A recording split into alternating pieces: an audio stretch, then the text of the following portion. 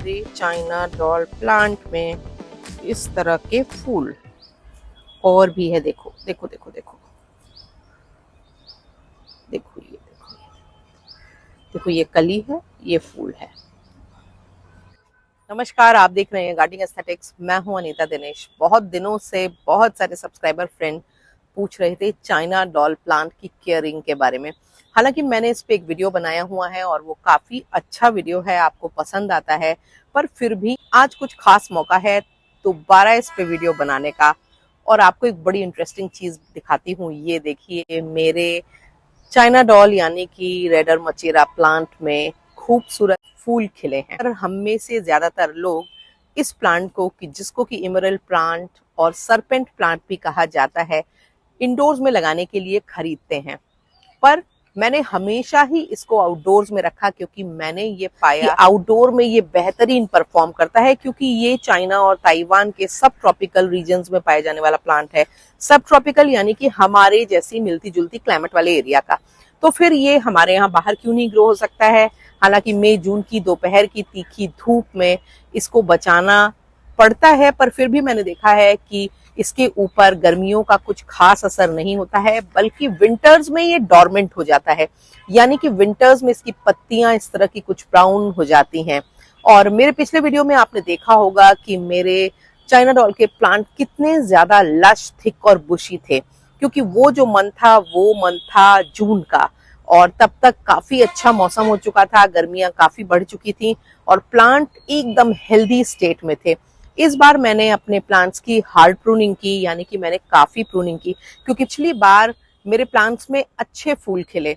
तो मैंने ये सोचा कि आखिर मैंने ऐसा क्या किया जिससे कि इस प्लांट में फूल खिले। क्योंकि जिस नर्सरी से मैं ये प्लांट्स लाई थी, जब मैंने उसको बताया तो वो भी बहुत सरप्राइज हो गया, क्योंकि उसके यहाँ 50 प्लांट रखे हैं पर एक में भी कोई फूल नहीं आया था।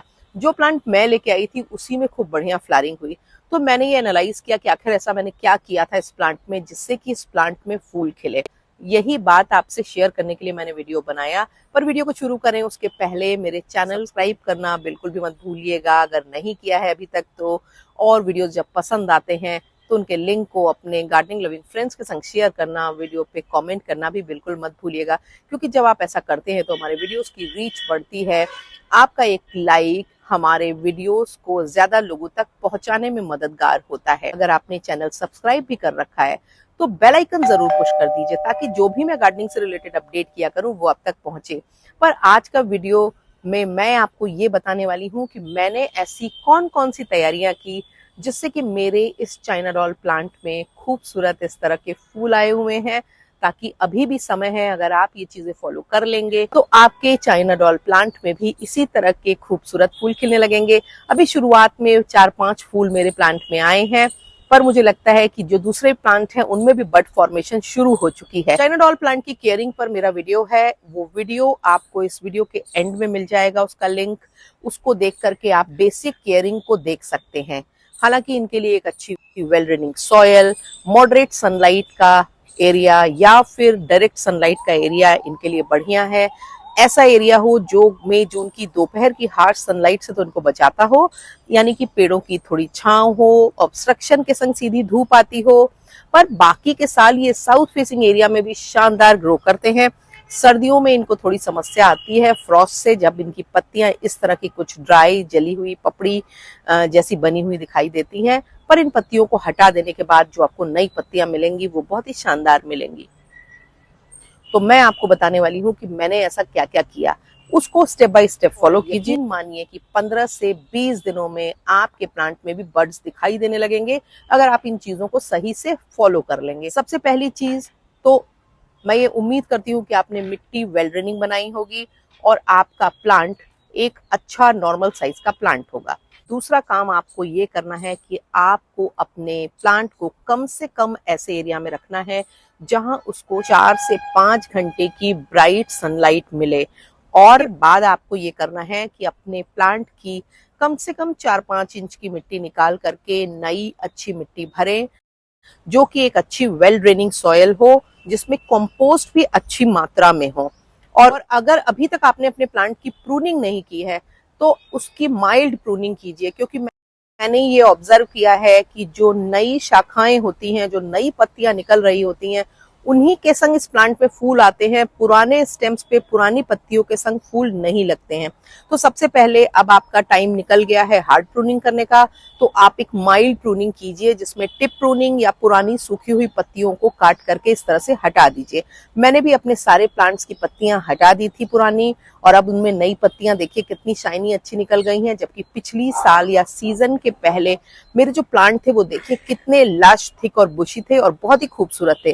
पर सर्दियों में जब पत्तियां फ्रॉस्ट की वजह से, सर्दियों की वजह से थोड़ी पपड़ी नुमा होकर ब्राउन हो जाती हैं, तो उनको हटाना जरूरी होता है। ये ना सिर्फ आपके प्लांट की खूबसूरती को खराब करती हैं, बल्कि आपके प्लांट को फ्लावरिंग करने से भी रोकती हैं। आप 4 से 5 दिनों के बाद इस प्लांट में 1 चम्मच बोन मील और डीएपी के 10-12 ग्रैन्यूल्स प्लांट के साइज के अकॉर्डिंग, बड़े प्लांट में आप 15, 20, 25 ग्रैन्यूल्स तक डाल सकते हैं। माइक्रोन्यूट्रिएंट मिला करके डालेंगे और उसमें पानी भर दीजिए। ये काम आपको शाम को करना है और उसके बाद आप उसको एक अच्छी सनी लोकेशन में, जहां पर वो दोपहर की धूप से थोड़ा बच जाए, पर आपको उसको एक सनलाइट वाले एरिया में रख देना है।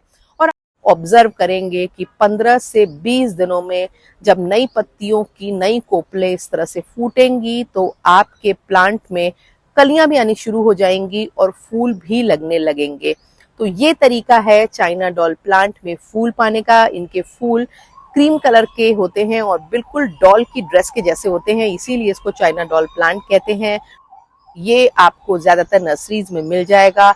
एक बहुत ही अच्छा लश ग्रीन प्लांट है, पर नर्सरीज में वो आपको इंडोर प्लांट कह के बेचते हैं। ये इंडोर प्लांट नहीं है, क्योंकि घर के अंदर लो लाइट कंडीशन में लंबे समय तक रखने पर इसकी पत्तियां गिरने लगती हैं, और ये बात अगर आपने रखा होगा तो ऑब्जर्व करते होंगे। तो इसको आउटडोर प्लांट की तरह ट्रीट करिए और देखिए ये हमारे यहाँ के तमाम आउटडोर प्लांट की तरह कितना लश, थिक और बुशी हो जाएगा। ये एक खूबसूरत प्लांट है जिसमें आप टाइम टू टाइम एनपीके 19-19-19 डालते रहे फ्लावरिंग के बाद। पर फ्लावरिंग के समय आप इसमें अगर डीएपी के कुछ ग्रैन्यूल्स बोन मील के संग, माइक्रोन्यूट्रिएंट के संग मिला करके डालेंगे, ये प्लांट फ्लावरिंग के लिए तैयार हो जाएगा और इसमें आपको फ्लावरिंग देखने मिलेगी। वैसे चाइना डॉल प्लांट एक ऐसा प्लांट होता है जो बहुत ज्यादा मेंटेनेंस नहीं मांगता है। एनपीके अगर आप केमिकल यूज कर रहे हैं तो 2 चुटकी से ज्यादा आप मत यूज करिए। अगर पानी में घोल के यूज करेंगे ये चीजें तो ज्यादा बेहतर होगा, क्योंकि प्लांट को एब्जॉर्ब करने में ज्यादा मशक्कत नहीं करनी पड़ेगी और ये जल्दी प्लांट तक पहुंचेंगे। तो इन बातों का ध्यान रख के आप अपने चाइना डॉल प्लांट को खूबसूरती से तो ग्रो कर ही सकते हैं, इसके साथ ही साथ इसमें मेरी तरह से फूल भी ले सकते हैं।